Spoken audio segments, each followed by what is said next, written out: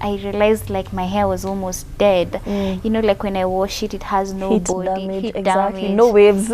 No waves. I mean, like, we are Africans, our hair should be curly. Yeah, the bounce Or back coily, should be yeah, strong. yeah. So I started to research on natural hair, how to take care of it and stuff like that.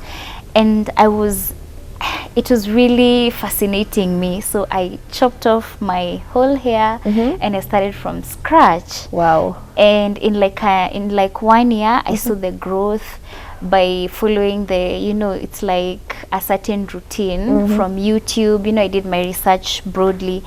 So moving forward over the years, I really wanted to quit my job and enter into the business world, but I didn't know where to start. And I remember my mom kept telling me, find something that you enjoy doing and then capitalize on it and try to make a living.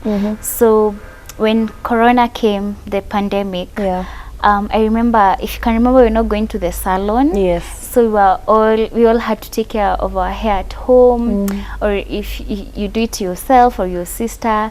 So for me, because the only thing I know how to do is what do you call them? Braiding. Yes, the braiding. So I would wash my hair, braid it, and then I had a certain bonnet I had been gifted by a friend from abroad. That time they were not really in Kenya. So I'll just braid my hair and then I would wear it, because our bonnets have bands at the front. So just like lay my edges at the front and then I wear it from half. So it would look really cute and pretty. When I go to the supermarket, to the mama mboga, everyone would ask me, where did you get this cap from? And then it was so tedious. Every time I have to tell them, oh, it was shipped in by a friend, or it was gifted to me by a friend. So over time, I started wondering, like, what if I, like, import this and start selling?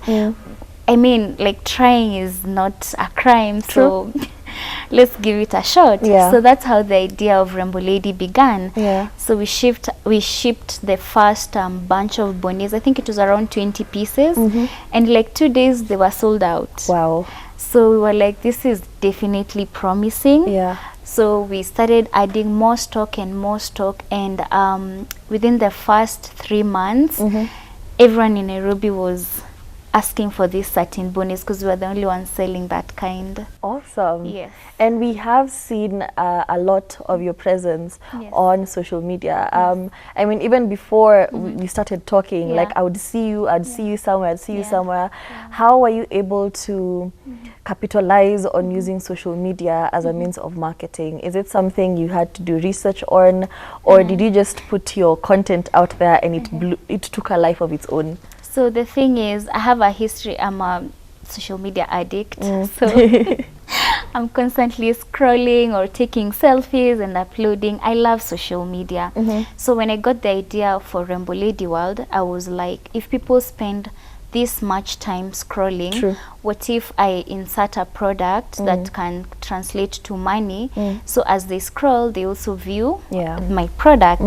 And I just decided to try one day. I started with my own page. I told my followers at that time, I'm selling this kind of bonnets. This is how they will help you, because right now the pandemic is there. You don't have to go to the salon. This is what you can do. In short, I was trying to solve a problem for people at that time, because the salons were closed.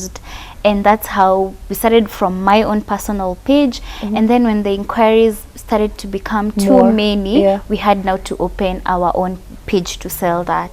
And that's where we grew up to where we are today. Awesome. And you started off as an online thing where you didn't have a physical location. How long did you transition into a physical location? And would you say it was easier to manage an online business as it is to now have a physical location now? So currently we are still, our main customers come from online. That is mostly Instagram. So transitioning was not really a problem for us. Actually, we opened an actual shop last year. This should be like our first full year of like having a physical location. Before we had rented a shelf in town where you go place your products and then you pay people pay online and then they just go and pick up. And as the business was growing, the owner was so kind to give us more shelves. So people would even try out, like when we started selling hair, people would try out there, pay there, and then collect, or others they would reserve. So when we transitioned, as the business was growing, we definitely had to expand because also our clients were becoming more. So when we transitioned to like a physical location, I feel like it's the best thing we did for Rainbow, because now you know, there's this thing of what you see online versus what you actually receive. True. So at least you're able to rule out there and prove to them what you see online is actually what is on the shop, and they can come and verify. So it was not hard for us.